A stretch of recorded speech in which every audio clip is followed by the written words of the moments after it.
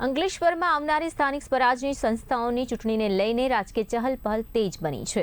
ખાસ કરીને ભારતીય જનતા પાર્ટી દ્વારા ઉમેદવારોની પસંદગી માટેની પ્રક્રિયા જોરશોરથી શરૂ થઈ ચૂકી છે।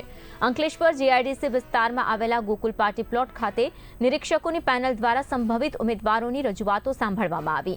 આ નિરીક્ષક મંડળના દાહોદના ઈશાન સોની, ગોધરાના નરેન્દ્ર સોની અને ખેડાના મયુર સુથારાનો સમાવેશ થાય છે। ચૂંટણીના બ્યુગલ ફૂંકાઈ રહ્યા છે અને આજે અમારા પ્રદેશમાંથી અમારા નિરીક્ષક શ્રી ઈશાનભાઈ સોની દાહોદથી, મયુરભાઈ સુથાર ખેડાથી અને નરેન્દ્રભાઈ સોની ગોધરાથી જેઓ સેન્સ પ્રક્રિયા લેવા માટે અહીં આવ્યા છે।